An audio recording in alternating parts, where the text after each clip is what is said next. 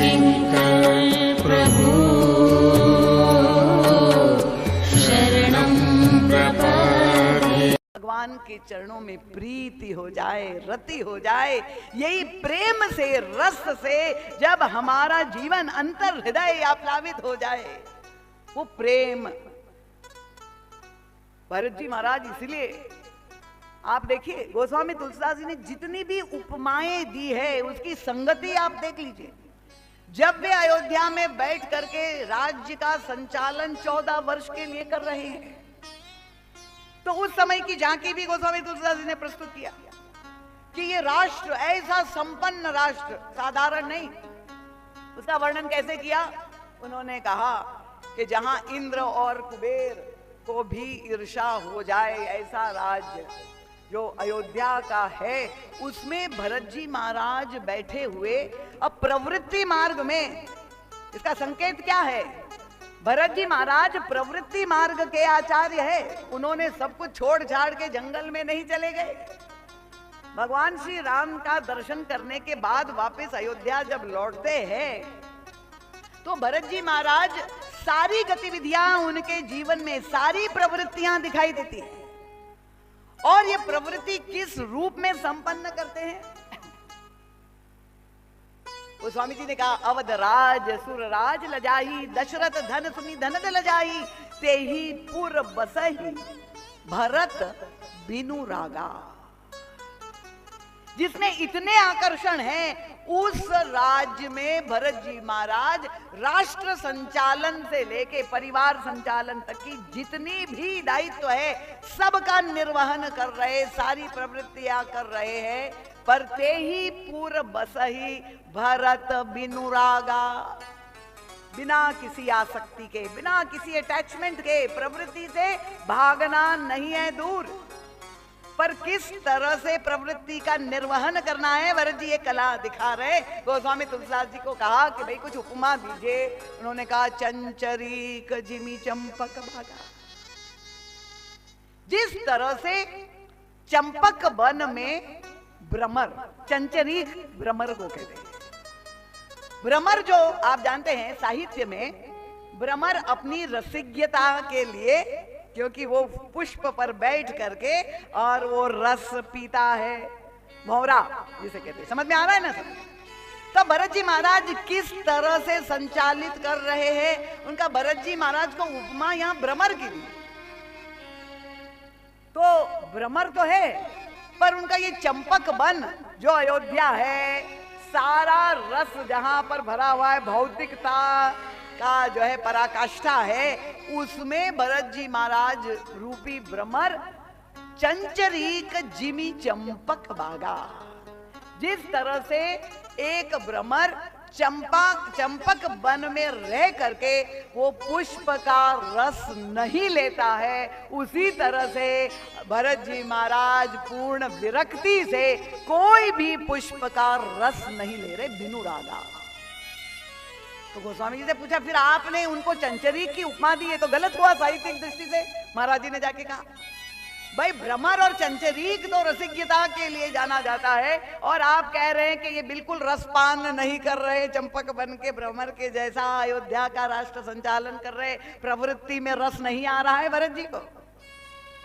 और तब क्या अद्भुत गोस्वामी तुलसीदास जी ने उनका कि ये चंपक वन का रस नहीं पी रहा, इसका मतलब ये थोड़ी है कि कोई रस नहीं पीता है। चंपक वन का रस उसको नहीं अच्छा लगता है। वो संस्कृत में एक व्यंग है जो है एक व्यक्ति के लिए प्रसिद्ध हो गया कि वो जो है भोजन नहीं करता है। तो भोजन नहीं करता है तो शरीर तो क्षीण होना चाहिए। किसी ने कहा कि भाई ये तो बिल्कुल भूखा रहता है, तो कि अगर ये भूखा रहता है तो शरीर क्यों उसका पुष्ट हो रहा है? तो दूसरे व्यक्ति ने कहा, ठीक है वो दिवस में खाता नहीं होगा पर रात में खाता होगा। उनका देवदत्त दीवाना भुंगतो रात्रि भुंगतो, दिन में नहीं खाता है तो रात में खाता है। तो अगर भरत जी महाराज का मन भ्रमर है और चंपक बन के चंपक के पुष्प का रस उसको प्रिय नहीं है, इसका मतलब और कोई रसपान नहीं करते क्या?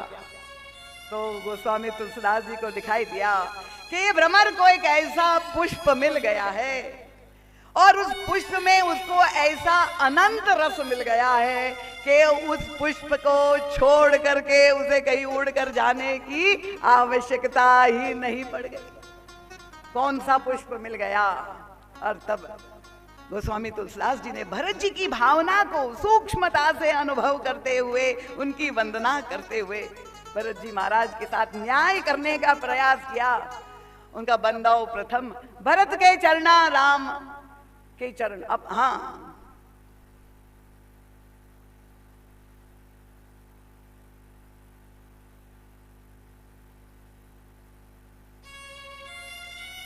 बंदाओ प्रथम भरत के चरणा, जासु नेम व्रत जाहि न बरना, राम चरण पंकज मन जासु। उनका राम के, प्रभु श्री राम के चरण कमल है, तो राम चरण कमल पंकज मन जासु, लुबुद मधुप इव तजई न पासु। भगवान श्री राम के चरणारविंद कमल के समान, और उस कमल पर ये भरत जी का मन भ्रमर निरंतर मंडराता रहता है।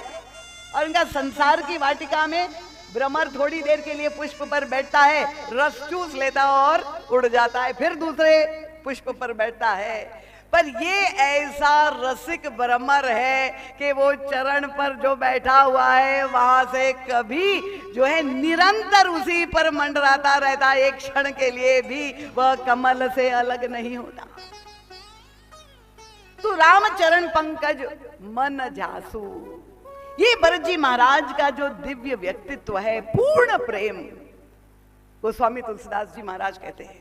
और इन भरत जी महाराज के दर्शन करने मात्र से गोस्वामी जी के सब लोग मन के रोग से मुक्त हो गए। तो इतना गहन और इतना गंभीर चरित्र है श्री भरत जी महाराज का कि उनके बहिरंग क्रियाकलापों को देख करके कोई कल्पना ही नहीं कर सकता है कि उनके हृदय में किस तरह की वृत्ति है। देखिए, भरत जी महाराज को अयोध्यावासी तो समझ ही नहीं पाए, पर गुरु वशिष्ठ भी जो धर्म के पुरोधा थे, ये गुरु वशिष्ठ त्रिकालज्ञ ज्ञानी होकर के भी आप देखेंगे अयोध्या कांड में कि भरत जी और गुरु वशिष्ठ को में धर्म को लेकर के मतांतर होता रहा।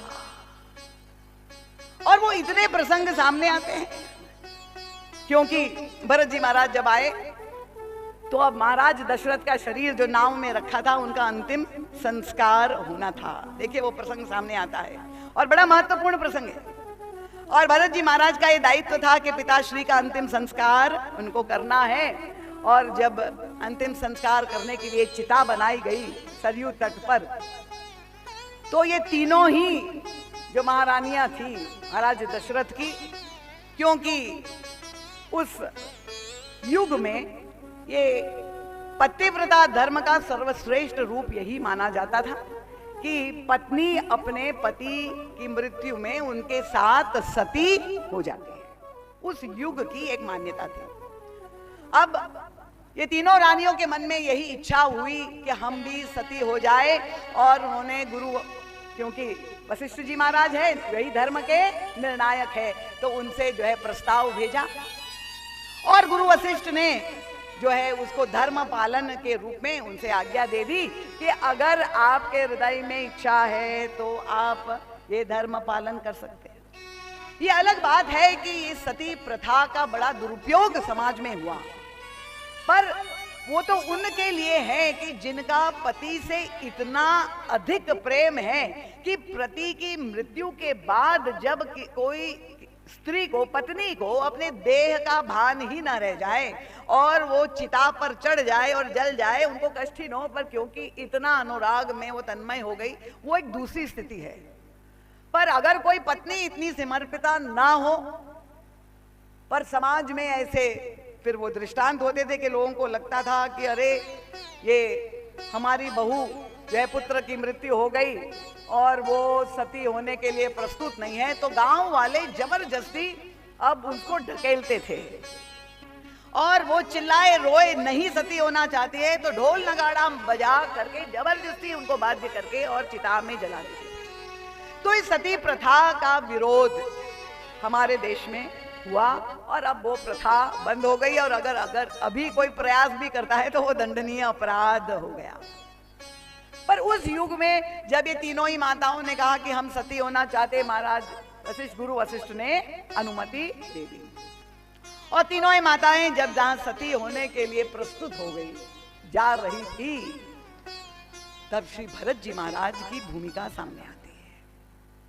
गोस्वामी तुलसीदास जी ने कहा कि उन्होंने तीनों ही माताओं को रोका। भरत जी महाराज ने तीनों ही माताओं को सती होने से रोका। देखिए, जिन्होंने मानस को पढ़ा है ध्यान से, क्योंकि हम लोग तो केवल पारायण करना है, चाहे वो नवान करना है या मास पारायण अखंड, तो बस भगाते हैं जितनी गति से धनाधन जो है उसमें अंदर बैठ करके एक एक शब्द के अंदर जो संदेश है, चाहे व्यक्तिगत चाहे पारिवारिक चाहे राष्ट्रीय संदेश मानस में जो मिलता है। क्योंकि आज जो सती प्रथा बंद हुई उसका श्रेय राजा राम मोहन रॉय को जाता है, क्यों उन्होंने ये प्रथा रोकी। पर ये तो इतिहास में हिस्ट्री में आपको जो पढ़ाया जाता है और ये बड़ा दुर्भाग्य है क्योंकि त्रेता युग में भरत जी महाराज ने इस सती प्रथा को रोका है, उसका विरोध किया है, पर हमारे भारतवासी नहीं जानते क्योंकि हम तो केवल रामचरितमानस की चौपाइयों में आक्षेप ही करना सीख गए हैं और उसको काल्पनिक ही मिथ बता करके ही अपना गौरव विद्वत्ता का समझते हैं। पर भरत जी महाराज ने उस समय तीनों ही रानियों को रोका और गोस्वामी तुलसीदास जी ने केवल एक चौपाई में संकेत किया है, गही पद भरत मातु सब राखी, रही रानी दर्शन अभिलाखी। अयोध्या कांड जाकर के खोज करके जरूर घर जाके पढ़िएगा अगर आपको संदेह है जो हम कह रहे हैं। अब गोस्वामी तुलसीदास जी ने तो इतना ही लिखा है कि भरत जी महाराज ने तीनों ही रानियों को रोका। अब देखिए, तुलसीदास जी के बाद युग तुलसी की भूमिका सामने आती है और महाराज जी की व्याख्या का वैशिष्ट्य क्या है। हम लोगों का कितना बड़ा सौभाग्य है। जैसे गोस्वामी जी ने कहा कि अगर भरत का जन्म नहीं होता तो समाज कितने बड़ी लाभ से वंचित हो जाता। मैं यही हाथ उठा के कह रही कि अगर युग तुलसी का प्राकट्य नहीं होता तो ये सारा मानस का आनंद हमें कौन प्रदान करता। जब भरत जी ने रोका तीनों माताओं को, देखिए महाराज श्री वो संवाद जब भरत जी और माताओं के बीच में हो रहा है वो वैसे परम पूज्य महाराज श्री स्वयं उपस्थित हो सारा संवाद सुन रहे हैं। कौशल्या अम्बा के चरणों में प्रणाम किया, सबसे पहले आगे वही थी। भरत जी महाराज दंडवत प्रणाम करके लेट गए और मां से कहा रोते हुए, हे माता, इतने बड़े अनर्थ हुए अयोध्या में और सबके मूल में अपराधी मैं हूं। हमारे भैया भरत को वनवास मिल गया, हमारी भाभी श्री वन वन भटक रही है, पिताश्री की मृत्यु हो गई, सारी प्रजा अनाथ हो गई, सबका दोषी मैं ही हूं। और अगर आप अपना शरीर नष्ट कर देगी तो एक और पाप, एक और अपराध, एक और दोष मुझ पर लग जाएगा माता। भरत जी महाराज ने रोते हुए मां के चरणों में प्रार्थना की और फिर भरत जी ने प्रश्न उठाया, मां मैं ये जानना चाहता हूं कि जीवन का उद्देश्य क्या है, लक्ष्य क्या है। उनका आप ज्ञानमयी है। महारानी कौशल्या को हमने कल व्याख्या की थी, माता आप ज्ञानमयी है, ये बात अलग है। धर्मशास्त्र कहता है कि जो पत्नी अपने पति के साथ सती होती है वो पति लोक को प्राप्त करती है।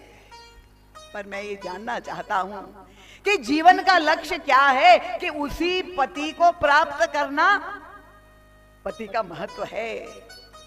पर व्यवहार जगत में मृत्यु लोक में पति का महत्व है, पर परमार्थ की दृष्टि से, परलोक की दृष्टि से हमारा लक्ष्य क्या है, परमात्मा की प्राप्ति हमारा लक्ष्य है, ना कि पति की प्राप्ति। और मां, आपने जब साक्षात ब्रह्म को पुत्र के रूप में प्राप्त कर लिया, अपने गर्भ से प्रकट हो गया, और अब आप अपने शरीर को जला देगी, क्या ये उचित है? और इसलिए मां, मैं प्रार्थना कर रही हूं, प्रतीक्षा करिए मां, भैया वापस आएंगे, हम सब जाकर के उनको ले आएंगे, धैर्य रखिए। महारानी कौशल्या को जब भरत जी महाराज ने प्रार्थना की, उनको भी समझ में आया कि जितने भी धर्म का पालन हम कर रहे हैं, ये सारे धर्मों के पालन का फल तो ईश्वर को पाना है। तो ये सती धर्म का भी जो पालन है, अगर हम अपने शरीर को नष्ट कर दे, फिर से वो पति को पाने के लिए नहीं, जगत पति कौन है? वो हमारा परमात्मा ही जगत पति है, उनको पाना है, नहीं कि ये स्थूल शरीर का पाना। कौशल्या अम्बा ज्ञानमयी है, समझ गई जो भरत जी बात कह रहे हैं, धर्म की एक और गहरी व्याख्या। और तब जब वे रुक जाती है तो भरत जी महाराज प्रणाम करते, उसके बाजू में सुमित्रा अम्बा खड़ी है। सुमित्रा अम्बा के चरणों में नमन करते हुए उनसे भी मां कह करके संबोधित करते कि मां, आप अपना शरीर नष्ट करना चाह रही है? अरे आप वो माता है जिसने लक्ष्मण को जो उपदेश दिया था, लक्ष्मण देह नहीं, तुम कौन हो? तुम विदेह के पुत्र हो और वैदेही के पुत्र हो करके तुमने देह को महत्व देकर मुझे मां मान करके सबसे बड़ी गलती की।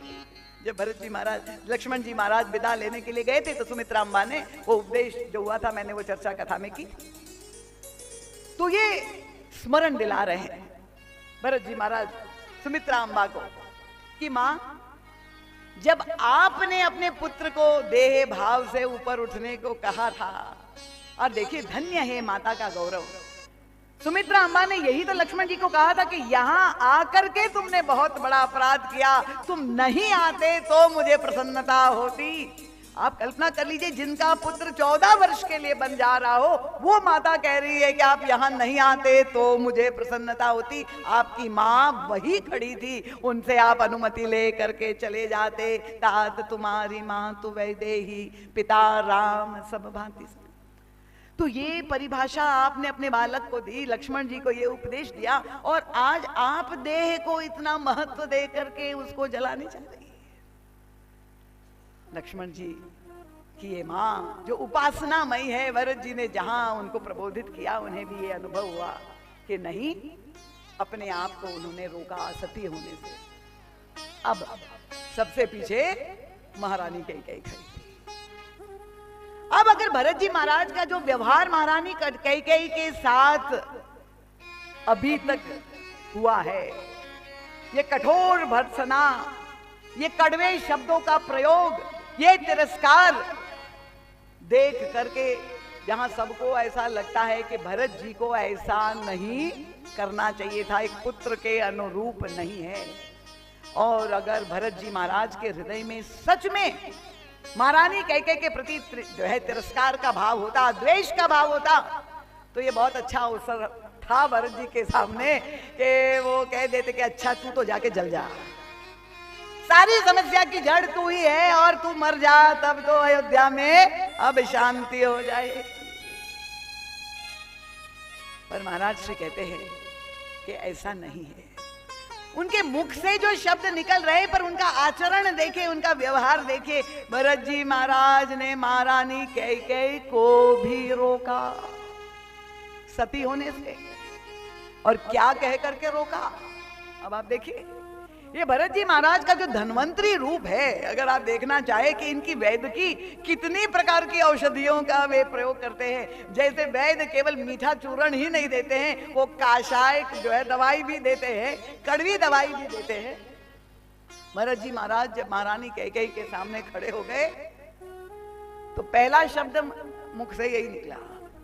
अन्य दो माताओं को तो मां कह करके प्रणाम किया भरत जी महाराज ने, पर महारानी कैकेयी को बिल्कुल प्रणाम नहीं किया। खड़े हो गए सामने और प्रश्न किया, महारानी मेरी अन्य दो माताएं सती होना चाहती है, ये तो मुझे समझ में आ रहा है, पर मैं ये जानना चाहता हूं कि आप क्यों सती होना चाहती है। भरत जी महाराज ने प्रश्न उत्पन्न किया महाराज कैकेयी के सामने। आप ये समझ रही हैं कि ये सारा समाज मेरी निंदा कर रहा है, तो मैं जब सती हो जाऊंगी और जब मैं अग्नि में जल जाऊंगी तो ये लोग भले अभी निंदा करे पर बाद में कहेंगे अरे कैसी भी थी पर सती हो गई, और इसलिए फिर तुम्हारा मुंड बना करके सती की पूजा करेंगे। महारानी याद रखो, आपके द्वारा जो पाप हुआ है, जो अपराध हुआ है, ये स्थूल अग्नि में वो शक्ति नहीं है कि आपके पाप को मिटा सके। इतना बड़ा अपराध आपके द्वारा हुआ है। और भरत जी ने कहा अगर आप चाहती तो ये अनर्थ रोक सकती थी, ये आपके हाथ में था। हमारे पिताश्री इस तरह से आपके सामने, यद्यपि भरत जी महाराज ने किसी को नहीं छोड़ा, महाराज दशरथ को भी फटकार लगाई, मरण काल विधि मति हरि धूप प्रतीति तोर किमि कीनी। महाराज दशरथ की बुद्धि सठिया गई थी, भ्रष्ट हो गई थी कि उन्होंने आप पर विश्वास कर लिया। और तब भरत जी महाराज वो याद दिलाते महारानी कैकेयी को कि किस तरह से महाराज दशरथ ने आपसे निवेदन किया था, रानी रुक जाओ, प्रिय रुक जाओ, अगर राम वन चले जाएंगे तो निश्चित रूप से मेरे प्राण चले जाएंगे। दशरथ जी ने यह ब्रह्मास्त्र चलाया था, सब तरह से समझाने के बाद नहीं समझी, तो उन्हें ये कहीं ना कहीं भ्रम था कि महारानी कैकेयी मुझसे इतना प्रेम करती है, और जो प्रेम करने वाली पत्नियां होती है वो यही चाहती है कि उनके पति के सामने वो सुहागन ही जाए, पति की मृत्यु न हो उसके पहले वही उनकी मृत्यु हो जाए। तो ये भ्रम दशरथ जी के मन में था कि जब मैं ये बात कहूंगा कि मेरी मृत्यु हो जाएगी, तो तुरंत महारानी कैकेयी कहेगी कि नहीं नहीं राजन, आपकी मृत्यु की बात नहीं मत करिए, मैं अपना दूसरा वरदान वापस ले लेती। पर उस समय महारानी कैकेयी ने भरत जो है महाराज दशरथ को जो बात कही थी वो बड़ी साहित्यिक थी, बड़ी सांकेतिक थी, और ये महारानी कैकेयी की मनस्थिति परिवर्तित विकृत मनस्थिति को इंगित करती है कि एक परम पतिव्रता पत्नी जिसने अपने पति के प्राण बचाने के लिए अपनी 2 उंगली लगा दी हो युद्ध क्षेत्र में, जब वो साथ में लड़ने के लिए गई थी और प्राण बचा लिए थे, वही महारानी कैकेयी ने वो 2 वरदान जो दिए थे वो वहां तो प्राण बचा लिए, पर यही 2 वरदान ने महाराज दशरथ के प्राण ले लिए। किस बात पर ताली बज रही है? और तब महारानी कैकेयी की जो शब्दावली है उनका, राजन होत प्रात मुनि वेश धरी जाओ न राम बन जाए। आप ये कह रहे हैं कि आपकी मृत्यु हो जाएगी, और मैं ये कह रही हूं कि अगर राम बन नहीं जाएंगे तो मेरी मृत्यु हो जाएगी। अब आप देखिए दोनों आमने सामने खड़े, और तब ये कोई भी पूछ सकता था कि आप चाहती क्या है, किसकी मृत्यु हो, आपकी या मेरी? तो भावुक पत्नियां जो है वो तो यही कहेंगे महाराज आप सुरक्षित रहे भाई, मैं ही जाती हूं। पर महारानी कैकेयी क्या कहती है? होत प्रात, सुबह होते ही मुनि वेश धरी, ये राजसी वेश में नहीं, वलकल वस्त्र पहन के, जो न राम बन जाए तो मोर मरण, मेरी मृत्यु हो जाएगी।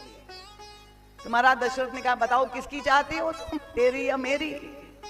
तो देखिए सीधे उत्तर नहीं दिया है। तो स्वामी तुलसीदास जी ने कहा कपट सयान न कहत कछु, इतनी बदल चुकी थी ये गुरु दीक्षा जो उसने ली थी कोटि कुटिल मणि से, कितनी घुमावदार ढंग बात तरह से उसने कहा मोर मरण राउर आयुष्य नृप समुझहु मन माई।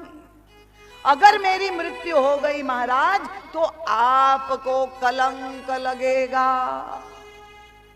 इसका मतलब क्या हुआ कि आपको कलंक लगेगा, और मैं नहीं चाहती हूं कि आपका इतना दिव्य सुयश है कि आपको कलंक लगे। शरीर तो कभी ना कभी छूटने ही वाला है, पर यश शरीर तो निष्कलंक रहे, इसलिए आप ही मर जाइए। मोर मरण राउर अयश नृप समुझहु मन माई। थोड़ा गहराई से विचार करिए राजन, भावुकता से नहीं। अगर मैं मर गई तो आपको इतना कलंक लगेगा कि देखो ये महाराज दशरथ के कारण उनकी पत्नी की मृत्यु हो गई, और इसलिए आपको कलंक ना लगे, यही मैं चाहती हूं। कह रही आप मर जाओ। भरत जी महाराज ने महारानी कैकेयी को ये याद दिला दिया कि आपने ही मेरे पिता को मृत्यु की दिशा में ढकेला, और अब आप सती होने जा रही। और फिर और गहरा प्रश्न कर दिया कि मैंने सुना है, धर्मशास्त्र कहता है कि जो पत्नी सती होती है वो पति लोक को प्राप्त करती है। तो ये बताइए कि हमारे पिता को कुछ कष्ट देना कम रह गया था कि अब आप उनके पीछे ऊपर जा करके उनको कष्ट देना चाहते हैं। ये कुछ पत्नी पीड़ित लोग ताली बजा रहे हैं।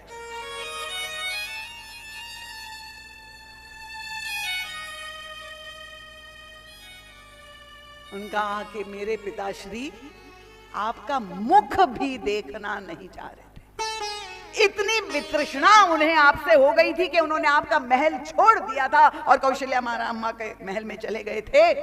और इसलिए मैं आपसे भी कहता हूं कि आप मेरे पिताजी का पीछा मत करिए, आप यही रहिए।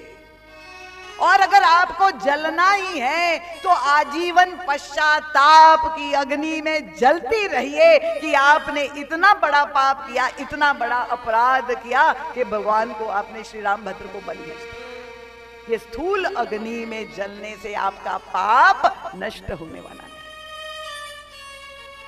तो भरत जी महाराज ने तीनों ही रानियों से सती होने से रोका। अब महाराज गुरु वशिष्ठ देख रहे थे, उन्हें अच्छा नहीं लगा भरत जी महाराज के जितने भी निर्णय थे। और फिर वो पूरी सभा में संबोधित करने के बाद ये निर्णय हो गया। क्या निर्णय हो गया कि प्रातः काल चलियो प्रभु पाही, हम लोग सब चित्रकूट जाएंगे और श्री रामभद्र को वापस लिवा लाएंगे। और सारी प्रजा प्रसन्न हो गई। अब वशिष्ठ जी महाराज को बिल्कुल स्वीकार नहीं हो रहा है। उनको लग रहा है भरत बड़ा भावुक हो रहा है, वो धर्म से विरत हो रहा है। जो उनको आज्ञा पालन पिताजी ने कहा है राज्य को संचालित करने के स्थान पर, और ये सब को लेकर के यात्रा कर रहा है। और तब भरत जी महाराज ने दूसरा आदेश दिया। जब सब जाने के लिए तैयार हो गए तो उन्होंने कहा राज्याभिषेक की सारी सामग्री की तैयारी करो। आश्चर्य हुआ कि भी हम श्री राम को वापस लेने के लिए जा रहे हैं, तो ये क्या कारण है? उनका सिंहासन, सारे तीर्थों का जल, जितनी भी पूजा की सामग्री, सारी वस्तुएं लेकर हम बन जाएंगे। तो भरत जी के क्रियाकलाप को समझ पाना असंभव है। सबको आश्चर्य हुआ। एक और तो आप कह रहे हैं राम को वापस लाएंगे, और अब आप कह रहे हैं कि सारी राज्याभिषेक की सामग्री हमारे साथ चलेगी, राज सिंहासन लेकर के चलेंगे। पूछ दिया ये क्यों किया महाराज, कैसा आपका निर्णय? देखिए ये जो भरत जी की भावनाएं हैं, जिसका हृदय पूरी तरह से प्रेम से परिप्लुत है, जहां मन पूरी तरह से समर्पित एकाकार प्रभु के चरणों से हो गया है, बुद्धि निर्विकार है, अहंकार विलीन हो गया है, जहां दोनों का चित्त एक हो गया है, उनके जो निर्णय स्वयं स्फूर्त होते हैं। भरत जी ने कहा बनहि देव मुनि राम ही राजू, राज्याभिषेक वन में होगा, सारे ऋषि मुनि चलेंगे और वन में भगवान श्री राम का राज तिलक। बड़ी विचित्र बात गोस्वामी तुलसीदास जी ने लिख दिया। पर परम पूज्य महाराज श्री को तो संतोष नहीं हुआ। जाके भरत जी से पूछ लिया महाराज आप ऐसा अटपटा निर्णय क्यों दे रहे हैं? कितनी मीठी बात। भाव देखिए भरत जी महाराज के, कितनी सूक्ष्म दृष्टि है भरत जी की। अब पद, सत्ता और सिंहासन के प्रति प्रत्येक व्यक्ति के हृदय में लोलुपता होती है। व्यक्ति क्यों चाहता है पद पाना? यहां वैसे तो कोई नेता नहीं है, क्योंकि हमारे जो है सलिल जी तो भक्त है और परिवार ये सोसाइटी के एक अंग है। पर बहुधा हम देखते हैं कि व्यक्ति इसलिए पद, राजपद चाहता है क्योंकि उसको ये अनुभव होता है कि मैं बहुत छोटा हूं। अपने आप में व्यक्ति लघुता का अनुभव करता है और इसीलिए उसके अंतःकरण में पद पाने की लालसा होती है कि पद पा करके मैं बड़ा हो जाऊंगा, मैं विधायक हो जाऊंगा और मैं एमएलए हो जाऊंगा, मैं मुख्यमंत्री हो जाऊंगा, बड़ा हो जाऊंगा।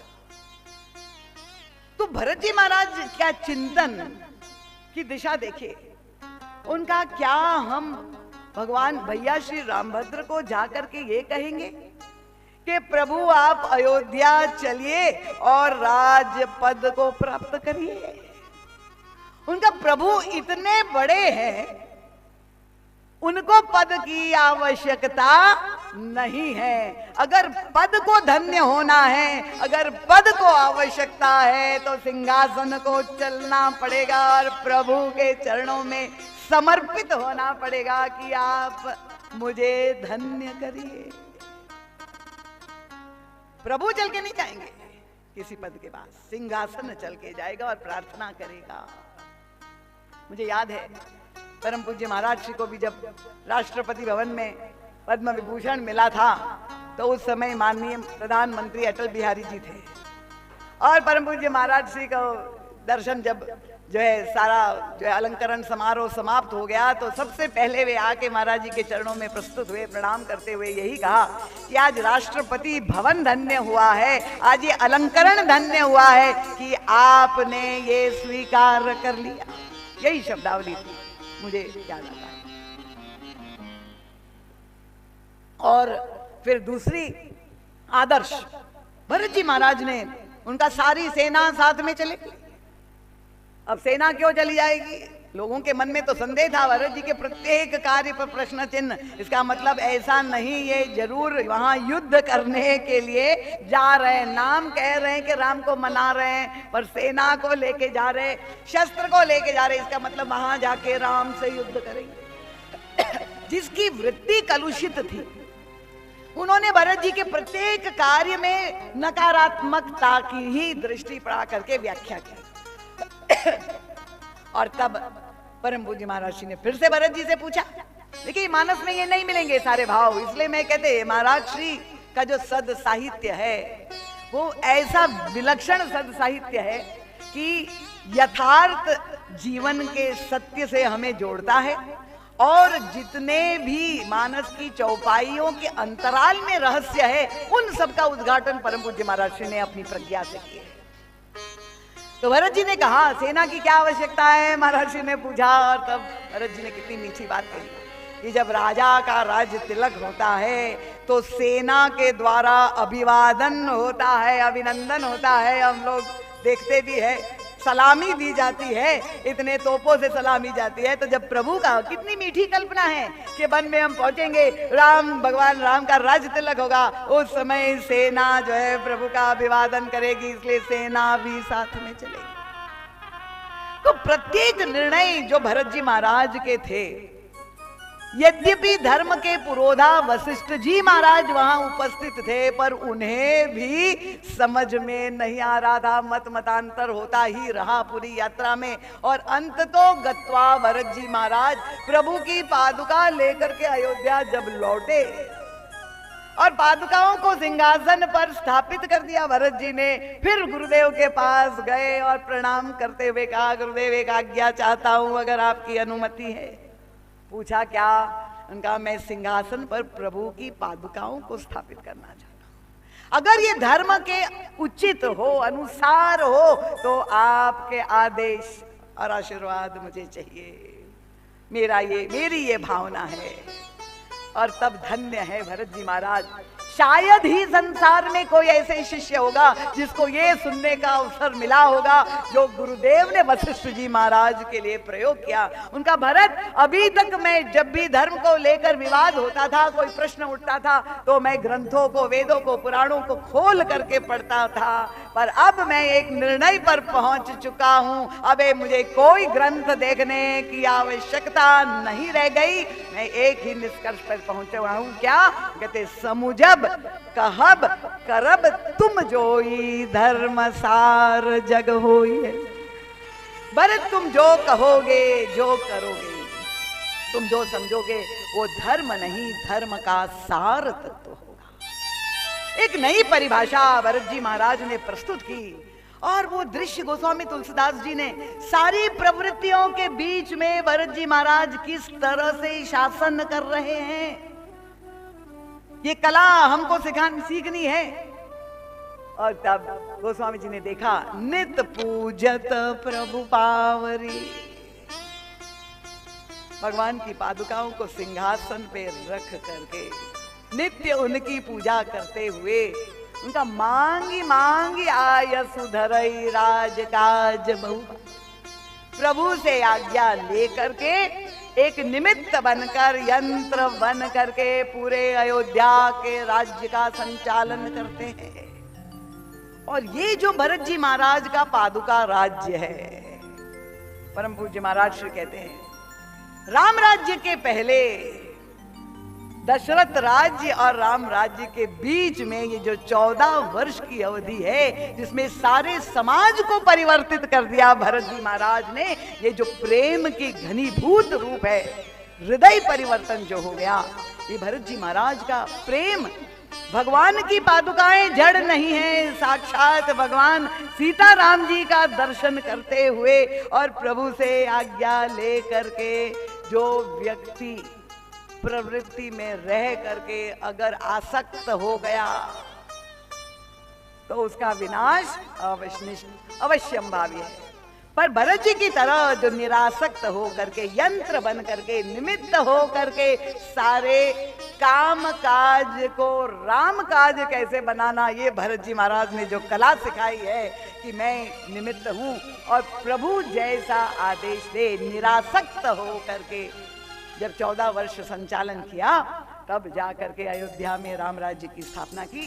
तो ऐसा विलक्षण श्री भरत जी महाराज का चरित्र है कि प्रभु स्वयं ये अनुभव करते हैं और राम राज्य की स्थापना का संपूर्ण श्रेय श्री भरत जी महाराज को देते हैं। और ये भरत जी महाराज का जो सहज स्नेह है वो ऐसा नहीं त्रेता युग में है, भरत जी महाराज आज भी है।